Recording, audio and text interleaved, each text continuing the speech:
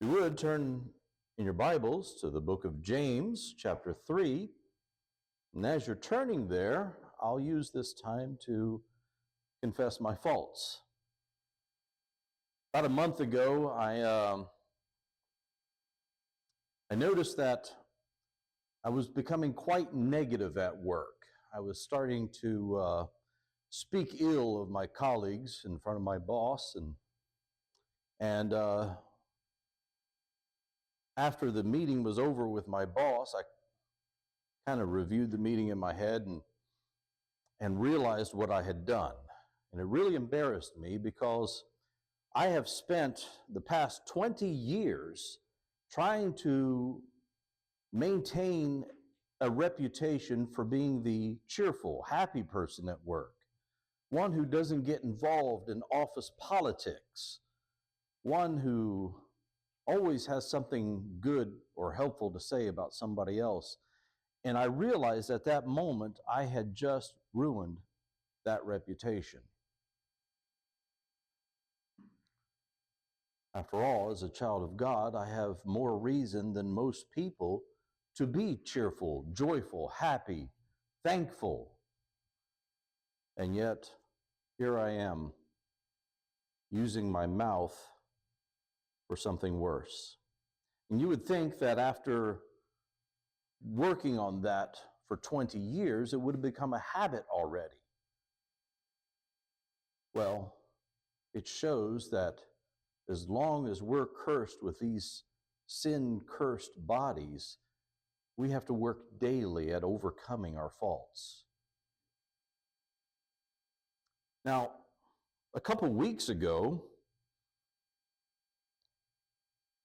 my turn at church came to speak, and we have a custom at Unity where the church submits subjects that they want to hear messages on, and the speakers cast lots to see which one we're going to speak on. My lot fell on the subject called Taming the Tongue.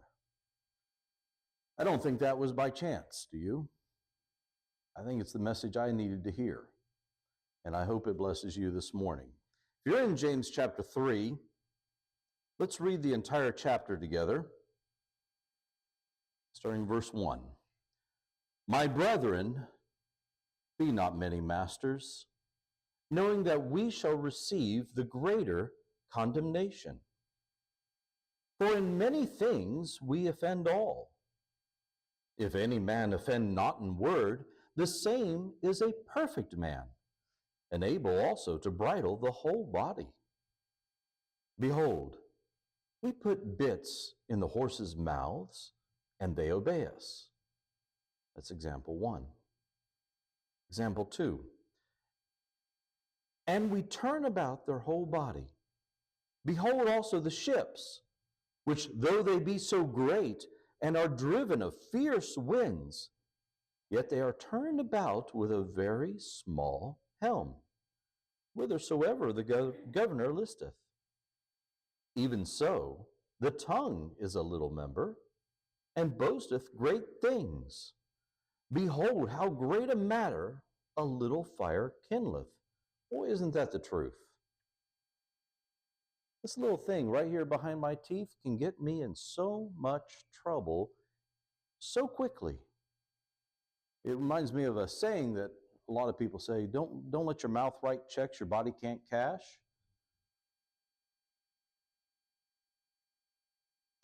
Verse 6. And the tongue is a fire, a world of iniquity. So is the tongue among our members, that it defileth the whole body, and setteth on fire the course of nature. Wow.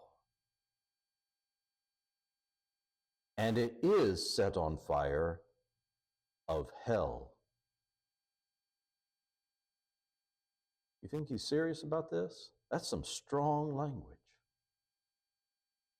Verse 7. For every kind of beasts and of birds and, sorry, I got to stop right there. Like I mentioned to Unity, I did not know turkeys could be tamed. I thought they were just wild birds, but my son tamed a turkey. And it took it from becoming a potential Thanksgiving meal to being a pet.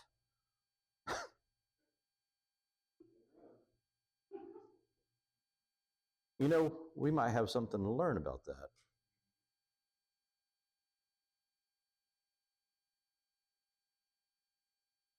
Let that sink in a moment. Verse 7 again. For every kind of beast and of birds and of serpents and of things in the sea is tamed and hath been tamed of mankind. But the tongue can no man tame. It is an unruly evil, full of deadly poison. Therewith we bless God, even the Father, and therewith curse we men, which are made after the similitude of God. And mind you now, it's not just the elect that are made after God's own image. Every person is made after his image and his likeness. Show some respect. Out of the same mouth proceedeth blessing and cursing. My brethren, these things ought not so be. Doth a fountain send forth at the same place sweet water and bitter? Can a fig tree, my brethren, bear olive berries? Either a vine figs?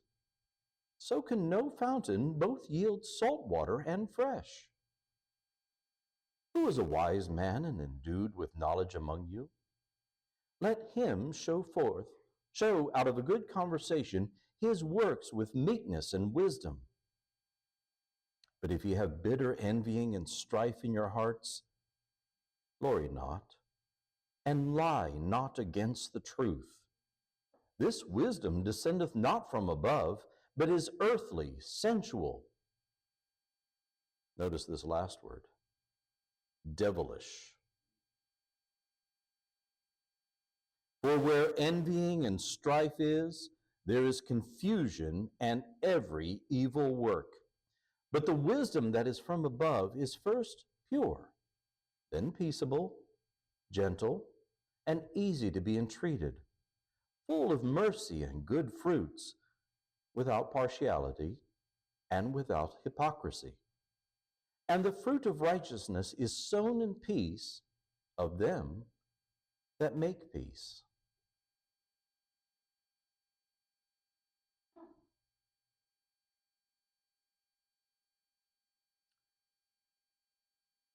James tells us quite plainly that the tongue can no man tame. So the subject, taming the tongue, is an impossible task. It's an exercise in futility. So quite clearly, I could just stop right now and that's the end of it. James said it was impossible, therefore, why bother, right? Well, there's a movie called Mission Impossible. And in that mission, the secret spy meets up with his boss, and his boss gives him his assignment. And the spy's name is Ethan Hunt. And the boss tells Hunt to what his assignment is, and Ethan complains. He said, well, that's going to be difficult. And his boss tells him this, well, this is not mission difficult, Mr. Hunt. This is mission impossible. Difficult should be a walk in the park for you. You know, we as the saints of God, we also form an impossible mission force. Our Savior has given us several impossible missions. Number one, we're to be like him. There's impossible mission number one. You can't do it, but you got to try. Number two, he's given us a war to fight down here. One we cannot win. It's not our job to win. He will win the war. It's just our job to fight. There's impossible mission number two. And then taming our tongues. After those first two impossible missions, why not this one, right? So let's define what it means to tame something. I like definitions. I like clearly understanding the language we use, because sometimes language can get ambiguous. According to Noah Webster, to tame something means to reclaim, to reduce from a wild to a domestic state, to make gentle and familiar, to civilize, to subdue, to conquer. The problem is, so many times we use our tongues to do evil. Like Will Rogers once said, if you find yourself in a hole, stop digging. So if we're going to tame our tongue, the first thing we got to do is recognize all the evil ways in which we use our tongues and stop it. Before a horse can be ridden, you've got to break the horse. No use putting a saddle and a bridle on a horse until it's been broken. Any good that we attempt to do will be tainted by the evil that comes out of our mouth. Just think of all the blessing you speak, and then you taint it, you corrupt it with backbiting, lying, cursing.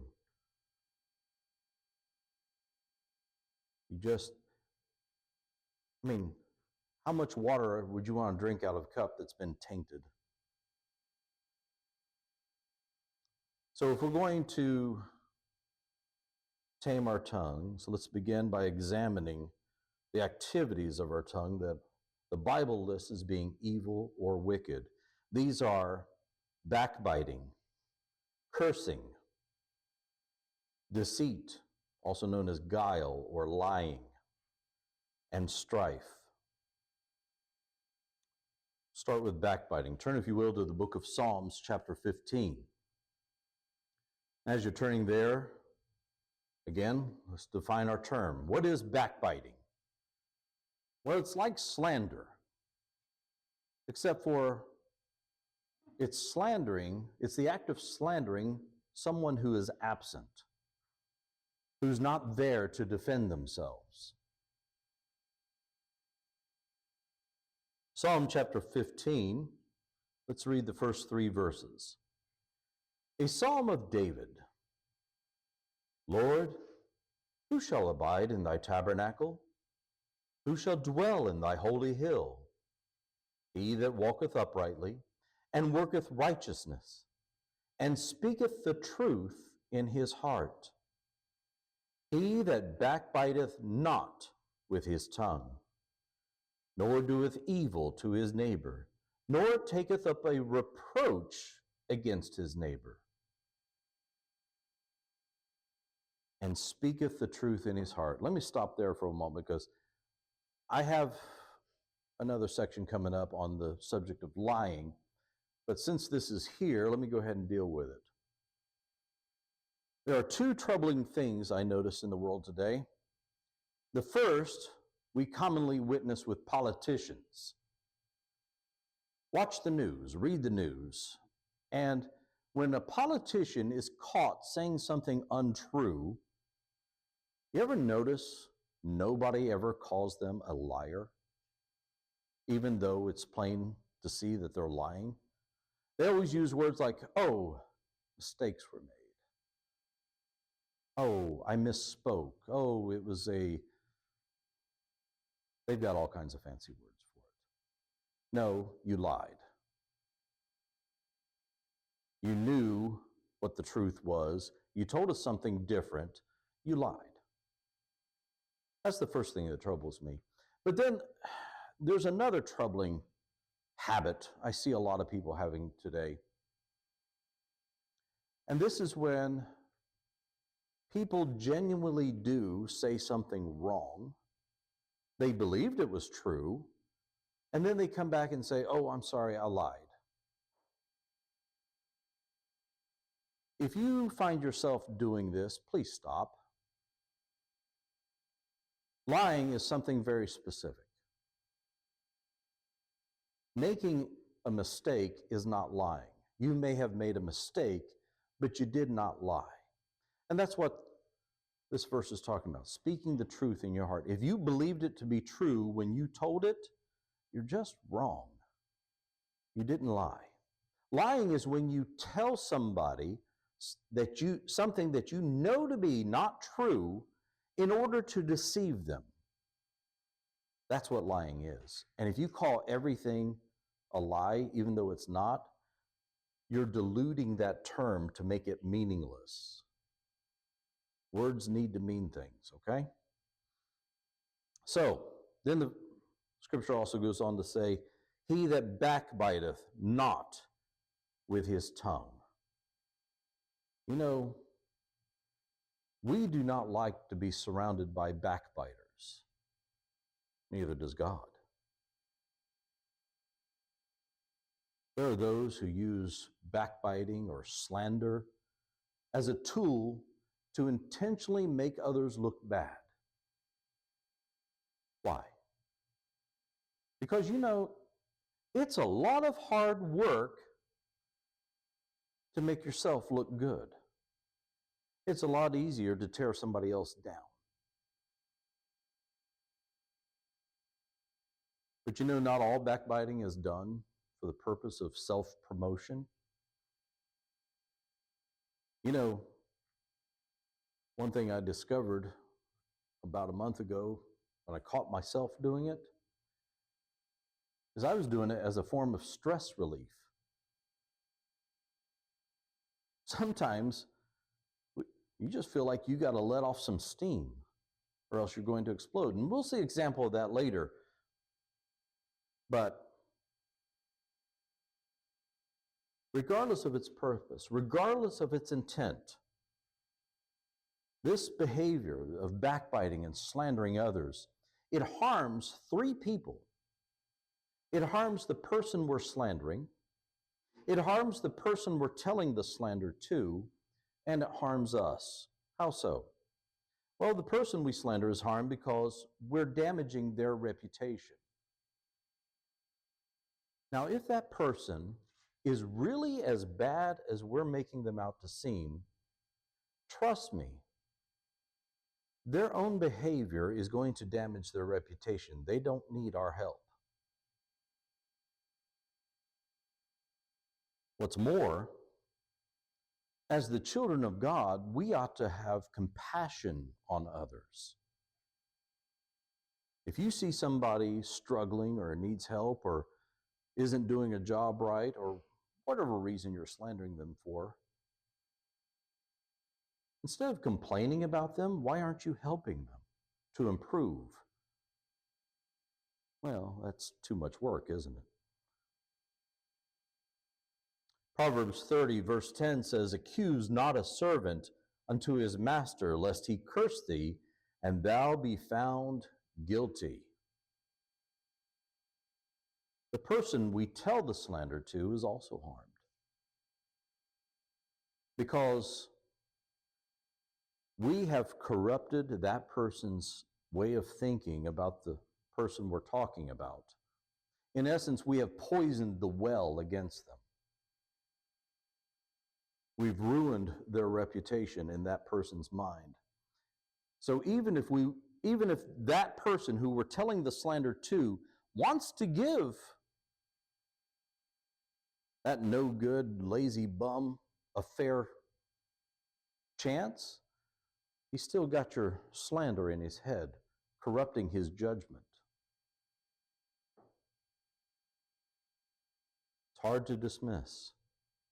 Finally, we are harmed by the slander. How so? Well, like I said at the beginning, I ruined my reputation. Nobody wants to be around a backbiter. Nobody trusts a backbiter. Tell me, if you're doing any kind of work and you know a backbiter is watching, what do you want to do? You want to leave. Because you know sooner or later they're going to be talking about you to somebody, and it's not going to be nice. It's not going to be helpful. And some of it's probably not even going to be true.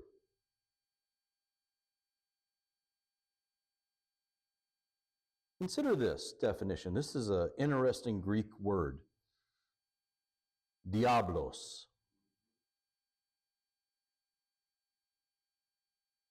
The definition is a traducer.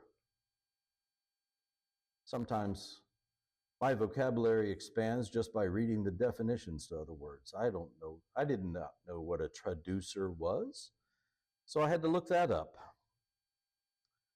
To traduce means to speak badly or tell lies about someone so as to damage their reputation. The definition of diablos goes on to say a false accuser, a slanderer, a devil, specifically Satan. What's that tell you? When we go around backbiting and slandering, we become devils. Turn, if you will, to Psalm 10. Another way in which we use our tongues for evil is by cursing. Now, that's not a problem the saints of God have, right? We don't go around cursing, do we? See, the problem is we think of cursing as being those taboo four-letter words. Psalm 10, verse 7 says, "His mouth is full of cursing and deceit and fraud." Look at the bedfellows of cursing. "Under his tongue is mischief and vanity." You see, a curse needs not to have any of those taboo four-letter words in it to be a curse. Consider the definition of our English word cursing, or the Hebrew word behind it here in this verse. The Hebrew word behind the word cursing, and I found this interesting, it's the Hebrew word Allah. It means an imprecation. I had to look that up too. An imprecation is when evil is invoked on anyone, or a prayer of some calamity will fall on someone. The definition goes on to say that it's an execration. I didn't know what that was either, so I had to look that up. It means to feel or express great loathing for something or someone. So what does that mean? It means anytime we wish or pray for something bad to happen to someone else, we're bestowing a curse on them. Brothers and sisters, I'd rather you use a four-letter word than actually bestow a curse on someone.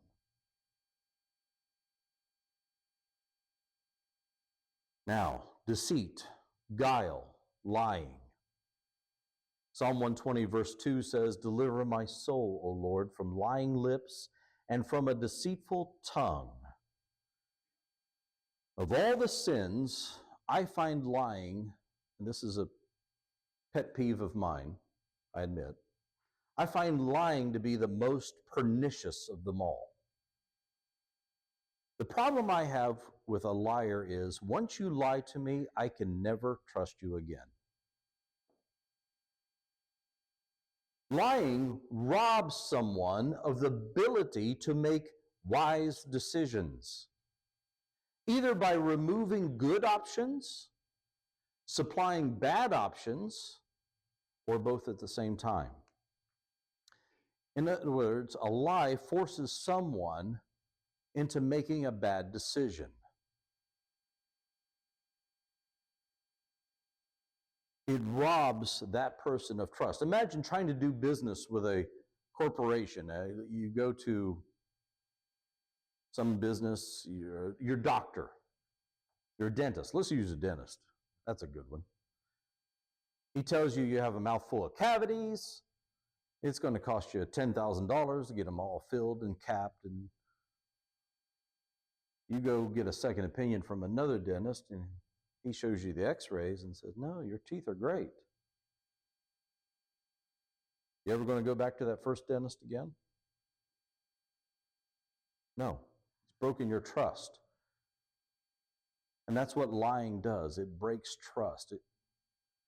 That first dentist would have had you make a bad decision, wouldn't he? Proverbs 26:28 says, a lying tongue hateth those that are afflicted by it. Understand how serious that word hate is. Christ equates hate with murder. A lying tongue hateth those that are afflicted by it. It goes on to say, and a flattering mouth worketh ruin, which brings us to the next way in which we use our tongues for evil. And this is very subtle, very tricky, and that's flattery. And a flattering mouth worketh ruin. You know, flattery is a type of curse. It's a particular form of deceit. The Proverbs tells us that it works ruin on them that receive it. In a sense, then, it's a curse. How?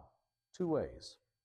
Psalm chapter 5, verses 8 and 9 tells us, lead me, O Lord, in thy righteousness because of mine enemies.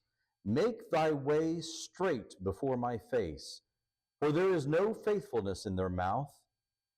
Their inward part is very wickedness. Their throat is an open sepulchre. They flatter with their tongue. Flattery is used by your enemies to gain your trust without earning it. And what do your enemies do with your trust? They betray you. Makes you vulnerable to attack. But it's a curse in another way too. And let me give you an example. It's very popular today for schools, especially in sports, to have the children go out, play a game, and then declare everyone a winner. There's no winners, no losers. You did great. Everybody gets a pat on the head. They don't fail any students because, we don't want to hurt their feelings. We don't want to ruin their creativity. They have lots of excuses. And then they get out in the real world and they have no real skills because they never had to work to improve. And then they become like snowflakes, and the first little bit of heat that they take, they melt. Sorry, that's not good enough. You'll have to do it again. What? They cannot even accept constructive criticism. And at best, they're worthless to society. At worst, they become burdensome or destructive. Look how many riots went on because the little snowflakes got told no. 1 John 3:18 tells us, "My little children, let us not love in word, neither in tongue, but in deed and in truth." Do you love someone enough to tell them the truth? The truth hurts. Then there's strife. Job chapter 13, verse 19 reads, "Who is he that will plead with me? For now, if I hold my tongue, I shall give up the ghost." In this chapter, Job he's been sitting with his friends as they berate him. They keep accusing him of sins, and he keeps having to defend himself against them. And he's just gotten to that point, and I'm sure you've been there too. I know I have, where you've held your tongue as long as you possibly can, and like Job, you feel like if you hold it another moment later, you're just going to explode or die, as Job says. This is where he's at. But imagine, put yourself in his shoes. He's surrounded by his friends. He's just lost everything. And now his friends keep accusing him of sins that he is innocent of. It'd be hard to hold our tongues, wouldn't it? But consider the example we're supposed to follow. Consider Jesus Christ.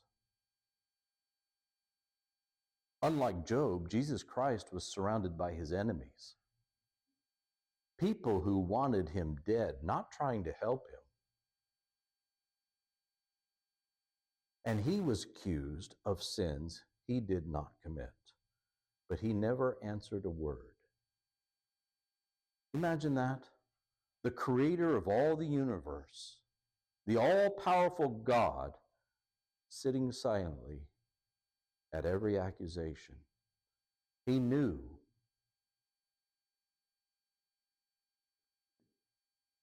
that one day God the Father would justify him.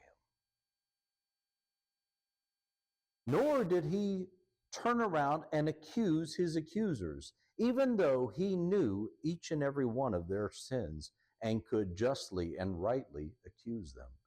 He did not do that. He knew one day they would stand before his judgment seat.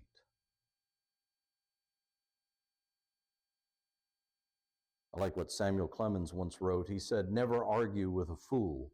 Onlookers may not be able to tell the difference." You know, sometimes it simply does no good to argue with people. It takes wisdom to know when these times occur, but it happens more often than we realize. You see, sometimes people's hearts are so hardened against us that there's no amount of evidence or reasoning that is going to change their minds and persuade them. So just be silent. Also, it's never a good idea when you're being charged with something, true or not, it's never a good idea to turn around and charge the other person with a crime or a sin. That's not the time and place for it. You know why? Whether they are guilty or innocent of anything you charge them with makes no difference as to whether you're guilty or innocent.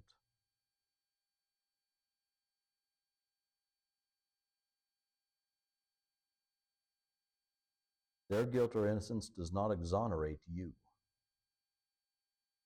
So be quiet.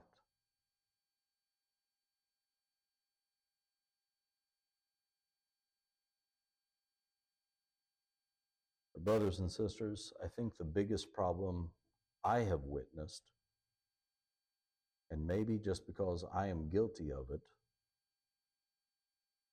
you know, sometimes once you've been made aware of something, you see it all around you, right? I worked for Old Dominion Freight Line, and I had never heard of the company until somebody asked me to go interview for a job there. And ever since, I see Old Dominion trucks everywhere. It's like they popped up all of a sudden. But since I became convicted of backbiting, I witnessed backbiting among the saints everywhere. It's a horrible reputation for us to have. It destroys our relationships with friends, family, saints, spouses.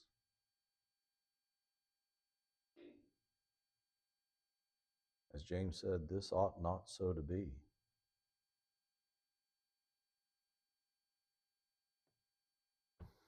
Brother?